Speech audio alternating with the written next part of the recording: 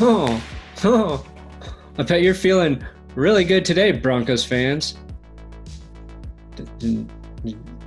Are you? Do you got other things in your life going on? I don't think so. To make you feel good. Welcome to the That's Good Broncos podcast, presented by DraftKings Sportsbook, America's top-rated sportsbook app. I'm Brandon Perna here with Will Keys. I think this is the first episode where it's official that That's Good Sports has partnered with DNVR. So we're very excited about that. Yep. Basically, what that means is once we saw DNVR had a bar, we were like, how do we get them to give us alcohol? And this is how that's going to happen. Whenever we go to that bar, Will, we are going to make them regret partnering with us because we're going to drink so much. And that's probably going to be a long time because you and I have only seen each other in real life once. And people. We did drink. Yep. We did drink some beers. Your dad bought us all our beers. Yep. And it was very lovely. I Big time flex Bud Lights. for my dad. Yeah. Were we having Bud Lights? I think we were having a little bit of everything. Miller But I want you to go to the DNVR official bar, just get a bunch of envelopes, and fill those envelopes with beer, and then pop a stamp on them and send them directly to my mailbox. I'll if I can remember to at least make a video of me trying to do that, I will definitely do it. You have to get the sturdiest envelopes they have, which I'm sure they have some nice ones there. Manila. Yeah. I need Manila envelopes. Some thrillers. And double stuff those bad boys. Stack them up, water seal them. Get some flex tape, water seal on those envelopes.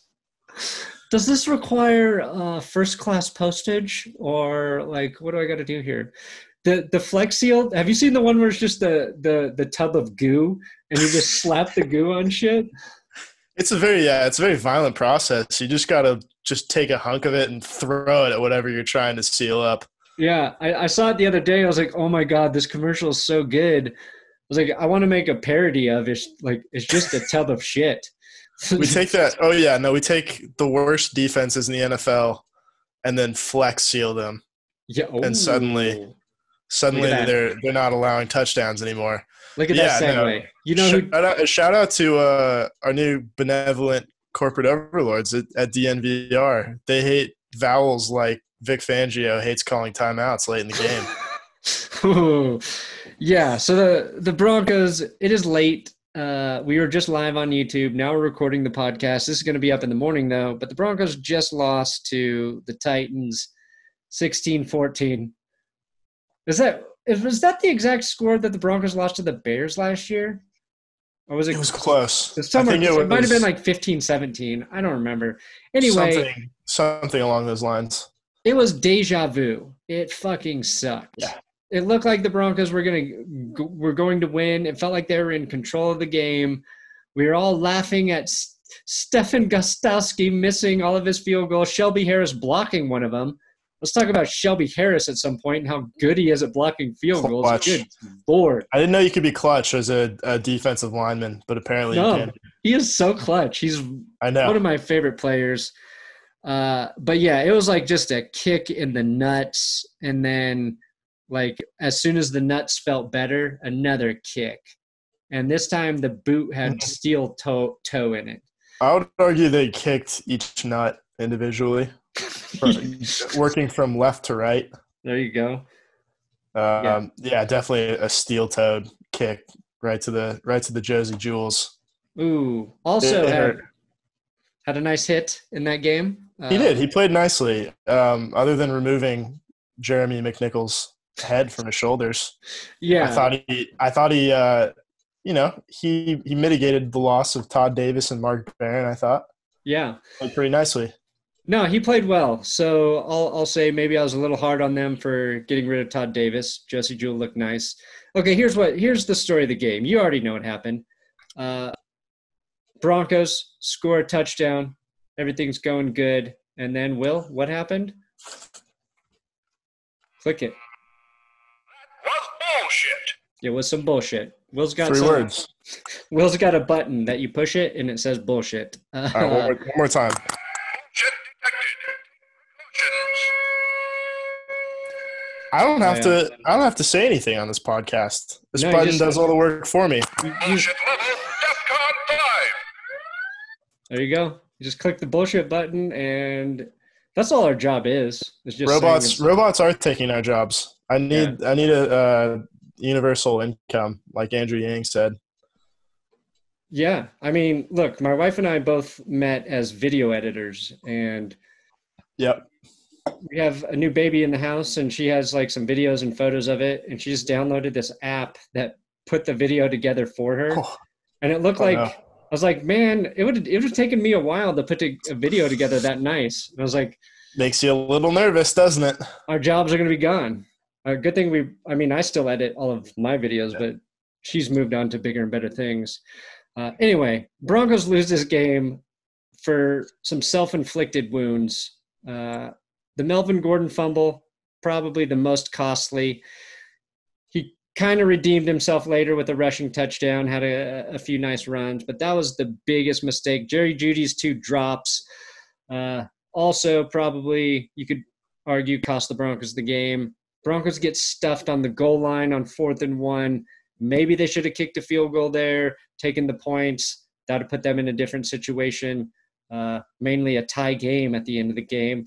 And Vic Fangio not utilizing any of his 3 timeouts at the end of the game when the clock was just draining to infinity. Yeah, I mean, it's not like cap space. You don't get to roll it over to the next game. They don't – believe it or not, they don't get 5 timeouts in the first half next week. No. That would be nice. It would be. I don't know what you'd use them for, but maybe for Ben Roethlisberger to think about retiring. Just to enjoy it, just to, savor the moment a little bit. Just smell the green grass. Did you watch did you watch the Giants Steelers game at all? I did, yeah. I saw some of it. Danny Dimes had a really nice touchdown pass to Darius Slayton, and he did. He also had a couple of Eli Manning-esque interceptions. Yeah. Maybe one of the most impressive drives I've seen out of a young quarterback, and then he throws one of the ugliest picks. He was immediately at the goal line, rolling under pressure, and just hunked it up into the air for the defense to grab. Similar, like I would say, mistakes where Drew Lock, he missed a couple key throws. The deep ball to Deshaun Hamilton, that was a big miss. And then the touchdown pass to Nick Vanette. Neither of those were intercepted, so they don't look like as big of mistakes as what Daniel Jones' interception looked like. But those are the types of things like we have to see Drew Lock get better at if we're going to believe he is the guy. And for the most part, he felt like the Broncos have a quarterback, and it's just like. Yeah. Little things need to improve, and hopefully we see more out of him and he connects on some of those plays. A lot of young guys out there.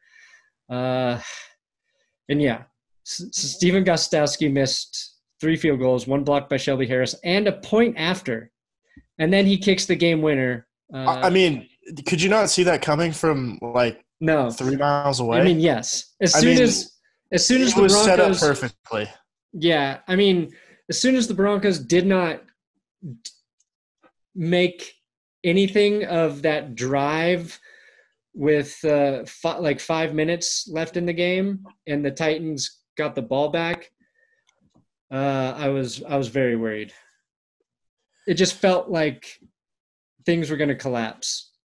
It was very poorly mismanaged, not only on the last defensive drive, but on the last 2 offensive possessions. I mean, we can go back and legislate it all day long, and we talked about it earlier on the stream. But, if you're aggressive, then it looks really good. But, the first pass to Jerry Judy on that last drive, if he converts, they're in field goal range, that might ice it. To be completely honest, he drops it for the second time. 2nd and 3, I think later on they had a handoff to Melvin Gordon that I thought was way too conservative, and then they try the bomb to Deshaun Hamilton. And you can't really second guess the play call when the guy's running wide open in the end zone and beat one-on-one coverage. But either Locke just didn't put enough air on it. They had a little bit of a miscommunication. I mean, from watching it, you kind of have to put it on Locke. But at the same time, like, you have the ball with pretty good field position twice late in the fourth quarter, and to run like something like 51 seconds off the clock that's tough. It's hard to do. That last to do it. The very last drive the Broncos had, it was fielded. The punt was fielded like around the 50-ish yard line, and Spencer, ran out of bounds. So they need like 15 yards there to get into field goal range, and they just couldn't do it. That was pretty brutal. I think if you're trying to pick the one play you could have back, it's the Melvin Gordon fumble. Because even if, say, Fangio manages the clock properly, uses his timeouts, there's not a lot in your control there. Tennessee had the momentum. I think they were going to score no matter what in that situation. Right. You have to stop them from getting a first down where then they can run out the clock or whatever. But the Melvin Gordon fumble hurts even more because the Broncos were backed up to start that drive. And I think Phillip Lindsay had a nice run to get him out of there, and then Drew Lock made a play, and then it was just gave Tennessee the ball, and they were able to score a touchdown, which they only scored one legitimate touchdown on their own. The other one was gifted to them, and the Broncos defense just clinched. Anytime Tennessee got close, I think I was impressed with how well the Broncos defense played, even though they didn't do anything flashy, which is also similar to last year when they didn't have any sacks for the first few games. They got one in this game. They didn't have any interceptions against Tennessee. It felt like they got close a few times, though. The O.J. Moody one on the sideline would have been their lone turnover, and that got called back because Alexander Johnson was being too mean to Derrick Henry, and so they decided to throw a flag. Alexander Johnson shoved the toughest running back in the NFL and got flagged for it. Yeah, they gave him 15 yards for being a big jerk to Derrick Henry. Big old mean man.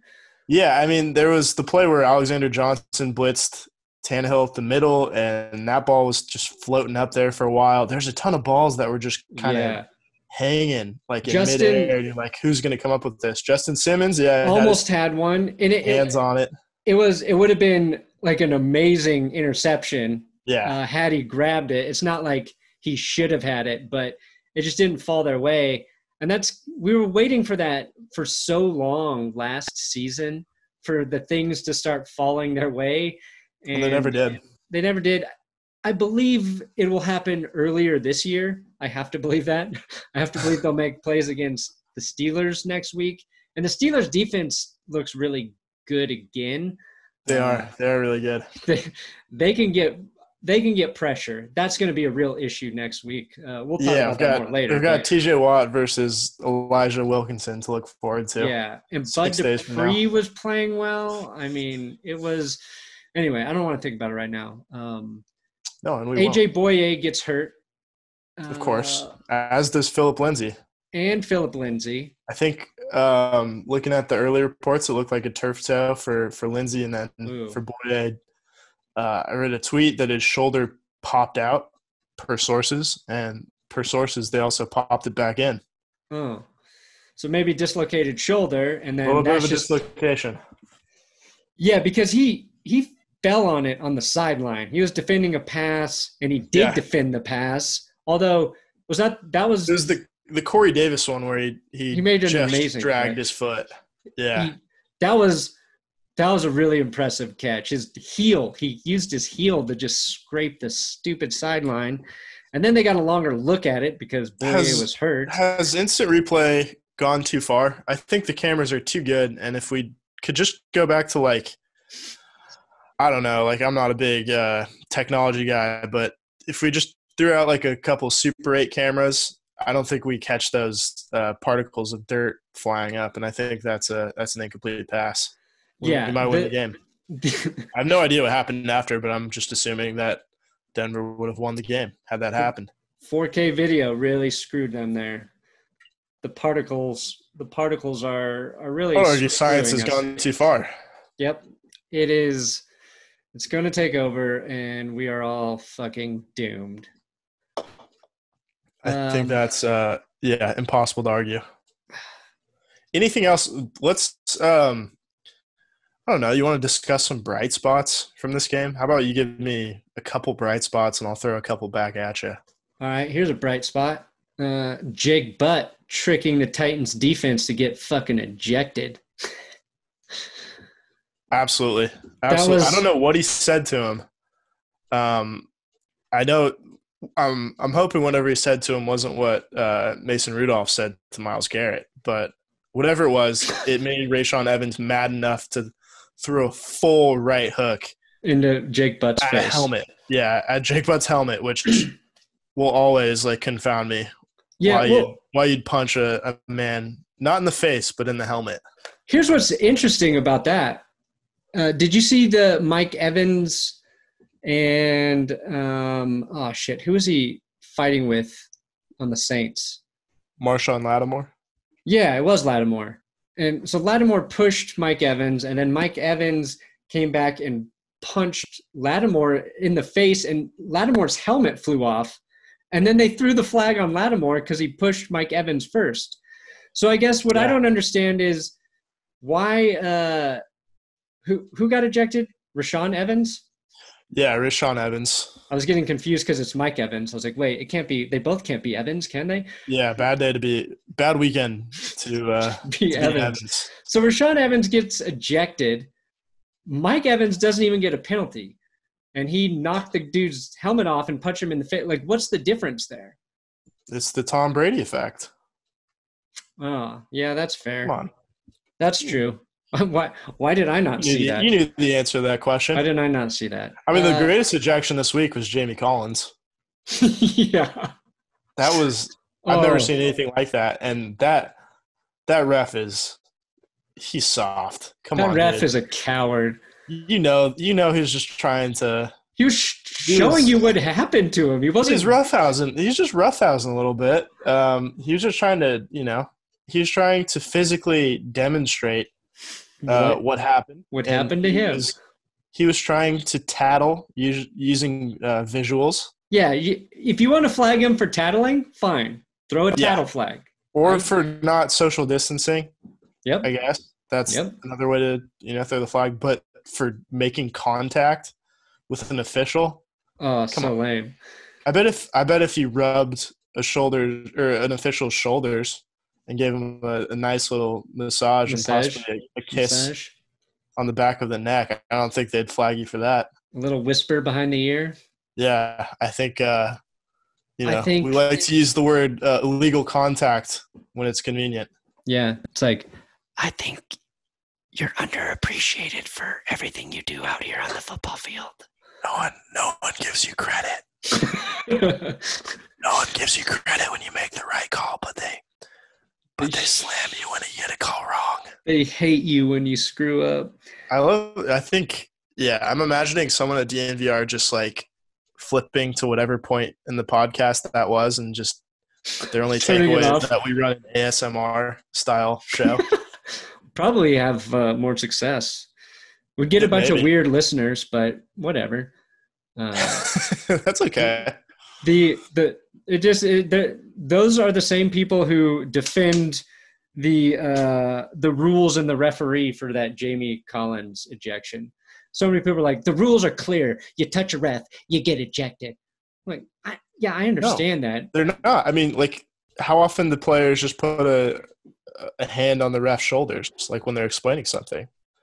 It was like 10 years ago when Braden Stokely was just like kind of waving his hand and just so like managed to like hit a ref in the finger, and the ref threw a hissy fit and kicked out Brandon Stokely. So stupid. It's what I think. I think about all that. Oh, come on now. that ain't even bullshit. That's horse shit. Not even bullshit. That's It's horse horseshit. shit. Okay, I'll give you another bright spot for the Broncos. Okay. It is Jerry Judy when he catches the ball. Caveat, when he does catch it. He looks better than I thought he did. I knew this was You knew this. watching him at You watch Alabama, college football. I don't. He's like Allen Iverson on a football field. Yeah, he's so shifty. He's a little bit like Lamar Jackson, honestly, because he played with Lamar Jackson. They talked about it in the broadcast. He has this like hezzy juke that is just like impossible to defend. And he broke Malcolm Butler's ankles once, and it's so fun to watch. Yeah, I was surprised at how jukey he was. I think when Sutton and him are on the field at the same time, it'll be dangerous. Noah Fant disappeared in the second half. We should talk about that in a minute. But how many drops did Jerry Judy have at Alabama? I'm imagining it's not many. Very few. He was very reliable. I feel like this was an outlier sort of thing, right? I do too. I think it was a little bit nerves as well. So I think, if he makes those 2 easy catches, which, I assume he will in the future, he's looking at like 6 catches for close to, 100 yards. Yeah. That's a really good debut. I know the one at the end of the half was kind of garbage time, but, I think overall, like I was not discouraged whatsoever. No, it's so weird to say like your receiver had 2 huge drops and you still felt good about him. Oh, absolutely. I mean, we both really like the pick. I think I talked you into the pick a lot as someone who watches more college football. And just like looking at the 3 wide receivers, Ruggs was taken first, then Judy, then Lamb. They all finished with like around 50 yards on 3 or 4 catches. Yeah. So they're pretty much all even. They all need time to adjust. Ruggs was hurt for a little bit in that game, came back.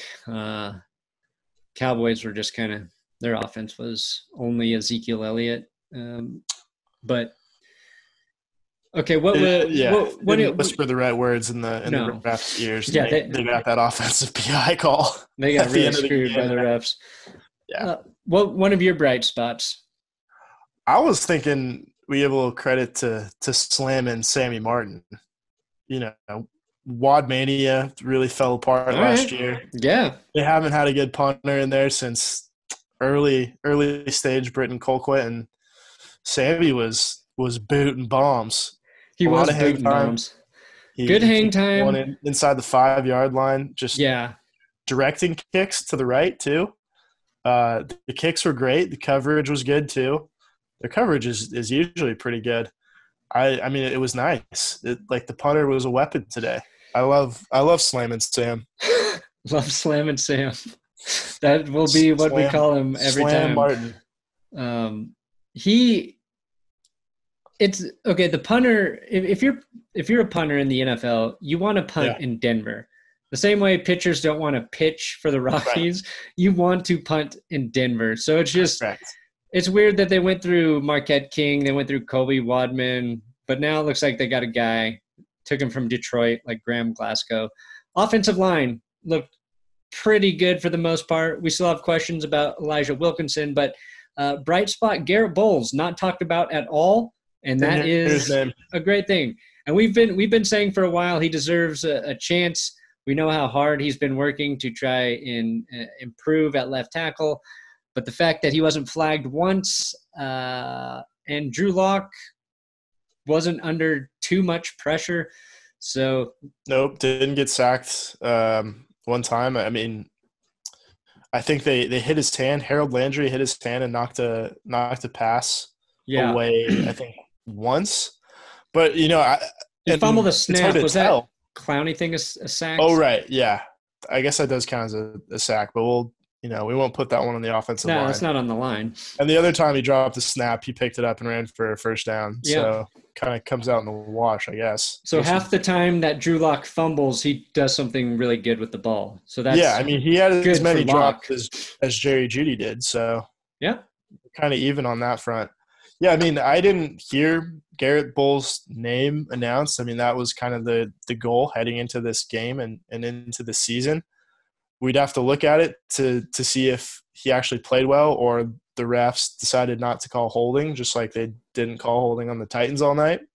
It felt like they weren't calling a lot of holding on really any game this week. And it felt like, it makes sense as a league-wide directive. Like, the season's already fucked up enough, so let's not bog down week one with a bunch of penalties that throw off offenses. Right. So, I mean, we'll take a closer look at it, I guess, or listen to people who know what they're talking about and see if, Garrett Bowles was really improved or just kind of got away with a few, which, either way works out. Take it. We will take it. We'll take him however we can get him. Right. I'll tell you what to bet on.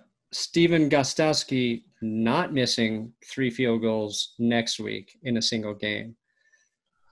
I don't think it's going to happen. I mean, Steve Levy called him a future Hall of Famer, and he promptly missed 3 kicks and an extra point in consecutive fashion. I didn't think he was a Hall of Famer before he missed those kicks. Certainly not a Hall of Famer after those missed kicks.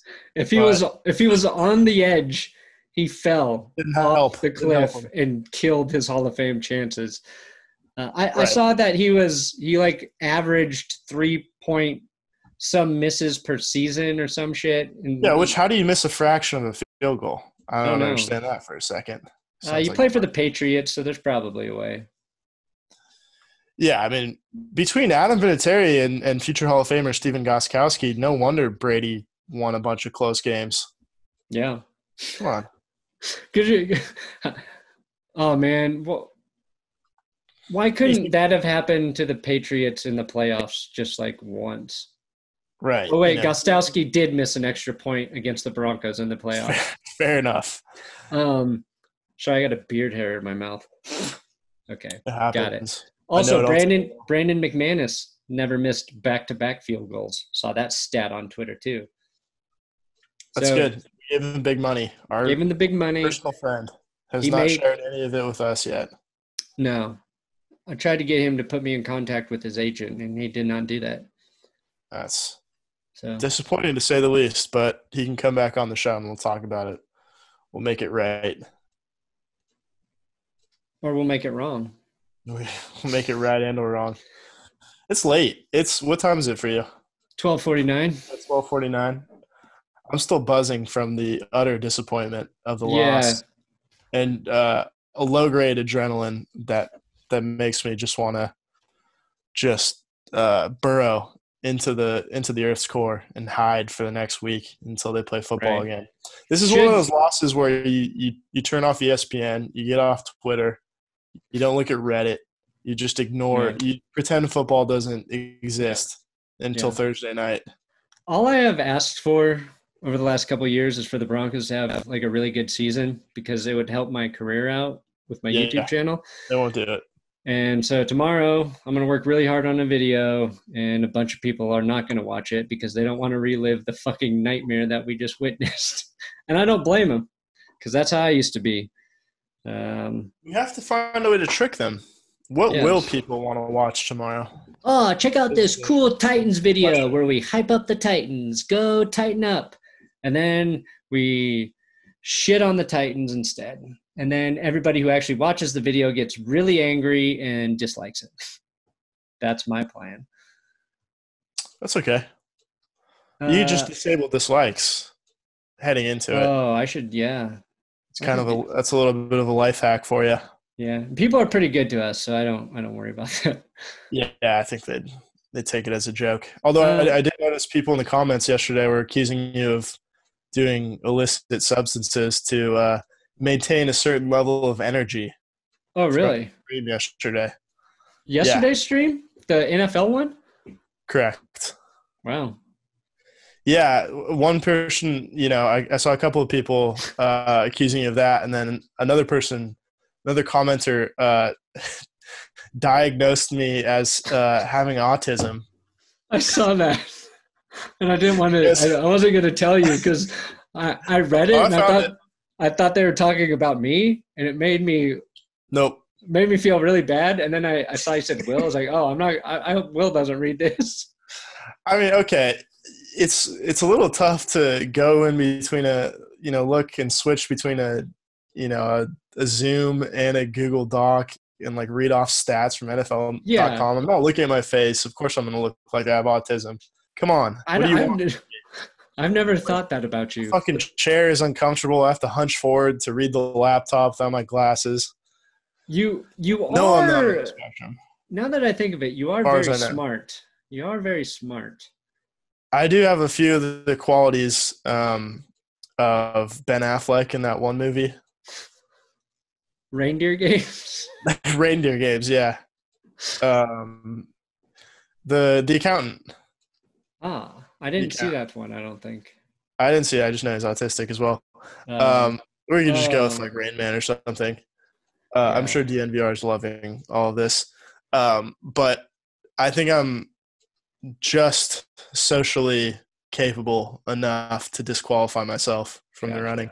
Yeah, it was a weird comment. It was strange because it came from somebody who said that they work with autistic people, so they know how to spot it. I was like, why are you writing this? Feels like one of the rules for that is like not to diagnose someone over like a video of just don't give mental health diagnosis via a football live stream post-game show. Yeah, I mean, did it fuck with you?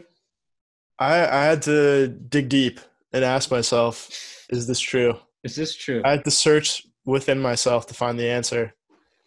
And the answer I came up with was maybe. Maybe. We don't know. Does it matter? Not really. No. Like I said, I'm glad I got a free diagnosis with the state of healthcare in this country. I'm waiting for the bill to come thousands of dollars for a child delivery. So yeah. Right. Speaking of none of that, back to this Broncos game real quick. We were doing bright spots.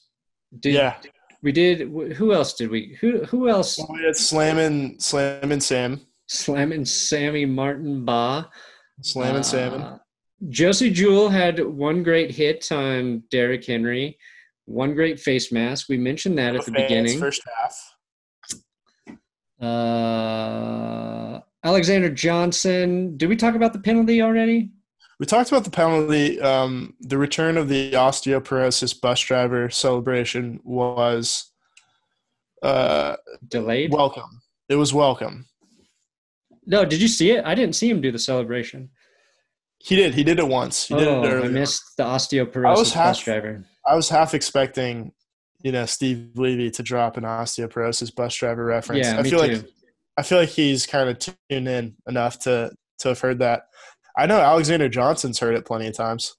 To the point where he asked, what the fuck does this mean? What does this mean? I want to explain to him that when he does this, he looked like he had osteoporosis and he was driving a bus. Pretty obvious. Didn't look like a dinosaur to me. But I would like to talk to him one day.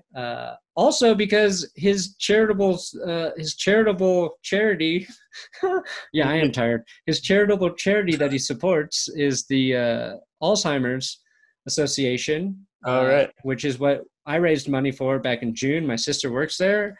So I've got to. I think the way we do this, is we start some kind of partnership between your sister's service and then Alexander Johnson's charity. And every time he does the osteoporosis bus driver celebration, we set up a fund where people donate to the cure for osteoporosis. See, that's great. No, I don't know if they have a cure or not, but we'll find it. I only want the money to go to people who have Alzheimer's and osteoporosis. And drive buses. And our bus drivers. It's very specific charity. Those people are rich after this. A niche audience. Mm-hmm. If you're in that demographic, please reach out to us with with your information. We'll get back to you shortly. And just so we know you're not messing with us, we will have the guy who diagnosed will confirm that you're not lying. So yeah, it's like that pro football doc who like can hear about like how a player was walking off the field. Oh, and right. That Twitter account, right? them. Yeah, it's like that. I just want like, autism doc to yeah. Twitter diagnose you for every day. Yeah, to get like a written description of someone's facial expressions and decide whether or not they're on the spectrum. Yeah. Thanks for that analysis, stranger. Thank you very much. Very helpful. Cool. Very cool. Thanks. Okay. Here's what I think about that. It's bullshit, man. It's weird because we did a live stream on YouTube, and I'm trying to get through the rest of this podcast, and I can't remember what we said on the live stream and what we said at the beginning of this podcast. Here's what we do. We take find the good stuff that we said on the live stream and then cut it in here. Paste it into in between autism and autism paralysis talk. Right. We've combined the two diseases. So what happened to Noah Fant in the second half? The curious case of Noah Fant. Where did he go? I've had this Reddit feud with this guy dating back a year now. So this guy, after 2 games, declared that Noah Fant was a bust and a waste of a first-round pick. And I was like, no, it's been 2 games, and he's been fine. And so now every time Noah Fant scores a touchdown or like has a good game, I message him and just like admit that he's good, and he won't do it. Wow. It's like he's like, why are you stalking me? Like, why do you keep doing this? And I'm like, we can make it end. We can put an end to this right now. Just say the words. I know how you can. Goddamn words. Fant is good. I know how you can get him to admit that Noah Fant was good. How do we do it? Start giving him medical diagnosis when you message him. Perfect. If that guy is out here listening, I have his Reddit username, and I'm not gonna dox him. But if that person is you, please come forward, and we'll settle this once and for all. Man to man, Noah Fant is good. He had where was Fant? 5 catches for 81 yards and a touchdown all in the first half. I don't know if in the first half. In the second half. Then disappeared. Tim Patrick was the 3rd leading receiver, 29 yards on 4 catches. Melvin Gordon, again, outside of that fumble, they got him going in the second half. He finished with 78 yards, had a touchdown. Really hope Phillip Lindsay's not too injured. Looks like it's a turf toe. I can't remember what we said on the stream versus what we said on the podcast. So for repeating ourselves, we'll have to bear with us on that one. Yeah, we're just in a weird time crunch because of the whole late Monday night thing. And don't you feel like the late Monday night games are too weird to be shown on ESPN, and they should go on like TNT or TBS or USA or maybe even Spike TV? I think bring back Spike TV once a year just to host the second Monday Night Football game. Yeah, I think they should put it on like Showtime or HBO. And then, when they're like, you've heard them audibly bleep out like the players swearing on the field because they can hear it more clearly now. Yeah. Just let us hear all the dirty F words on there. Might as well. That's what I want. I think once you hit like a certain time, and it's only 7 o'clock on the West Coast, 10 o'clock on the East Coast. But once you hit a certain time, it's considered like open waters as far as cursing. And I know the FCC only applies to certain networks, but networks like ESPN, the advertisers get a little more lax after the sun goes down. Once it gets dark outside, you can say whatever you Scott want. Van Pelt is able to, say fuck this and fuck that. Basically, talk up a storm like Al Swearingen from Deadwood. I did hear this, cocksucker that. I did hear the ESPN crew say hell twice, so that was impressive. Yeah, I mean, how did that go as a parent? Were you a little miffed? Not worried on the earmuffs? Not worried at all. My my daughter was in a Broncos onesie, and then she had the biggest blowout of shit to date, and that onesie was ruined. So Sounds like it was a sign of things to come. yeah, it really was. Well, a blowout didn't happen, but We can call foreshadowing. a bad But they loss. shit their pants for sure. Yeah. That's Okay. basically the best way to sum up this game.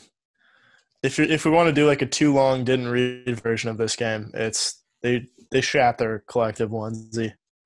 They collect. I can't even talk. OJ Moutier. We need to have Damashek on to pronounce Michael O.J. Moutier's name. Why does he know how to do it?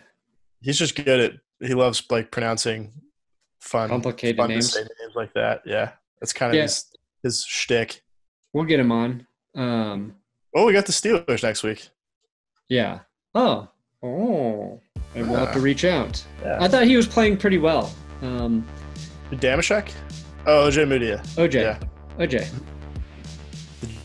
The juice was, I wouldn't say it was quite loose. He committed pass interference late in the game. That was He's struggling a little bit there with AJ Brown. Apple juice versus orange juice. Which one are you picking in a tight spot? We've got AJ Johnson, AJ Boye, AJ Brown, all out there. OJ. Moutier. I think the cat's trying to get in here. I'd say OJ a more versatile drink because you can turn it into a mimosa, you can turn it into a screwdriver. Apple juice doesn't really kick the same way. Okay. I think I've reached my limit. It has the clock has struck midnight here on the West Coast as well. Broncos lose 16-14. We're in a bad mood. We're in a bad mood. We'll preview the Broncos Steelers a little better.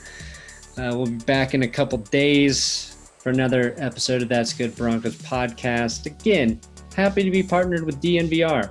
Not sure they're going to say the same after they listen to this shit, but too late now. Yeah, one more to put a bow on it real quick. That was bullshit. Oh, wait. Before we leave, Derrick Henry finished with 116 yards.